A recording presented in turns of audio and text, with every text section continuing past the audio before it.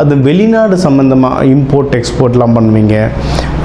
இந்தமாதிரி பிஸ்னஸ் சம்மந்தமாக யாராவது நீங்கள் இருக்கிறீங்கனாலும் பொருள்கள் வாங்குறது விற்கிறதோ கிரெடிட்டோ அக்ரிமெண்ட் அதெல்லாம் ப்ராப்பராக போட்டுக்கோங்க.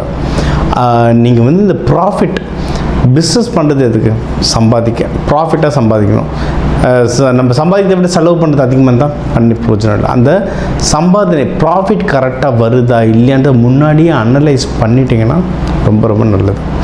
வேலை இடத்துல வந்து கொஞ்சம் ஜாகிரதையாக பேசுங்க, பழகுங்க. ஏன்னா உங்களுடைய 6ஆம் பாவத்தை சனி பகவான் தாக்கம் இருக்குது, விரைய சனி இருக்குது. அதனால் சில இஷ்யூஸ், சில இடர்பாடுகள் வர்றதுக்கு அதிகமான வாய்ப்புகள் இருக்குது. அதனால் வேலை செய்கிற இடத்துலையும் ரொம்ப ரொம்ப ஜாகிரதையாக இருங்க, சரிங்களா?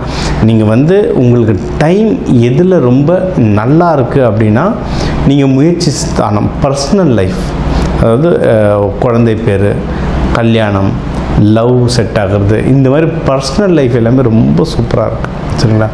எதில் ரொம்ப ஜாகிரதையாக இருக்கணும் அப்படின்னா வேலை சம்மந்தமாக, வேலை செய்கிற இடத்துல கொஞ்சம் பார்த்து பேசுங்க, கோவப்படாதீங்க.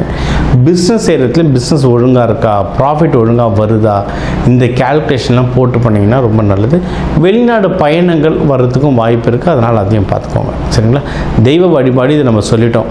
கையில் எப்பவுமே கொஞ்சம் துவரம் பருப்பு வச்சுக்கோங்க. துவரம் பருப்பை ஒரு மஞ்சள் பேப்பரை மடித்து எப்பவுமே கையில் வச்சுக்கோங்க.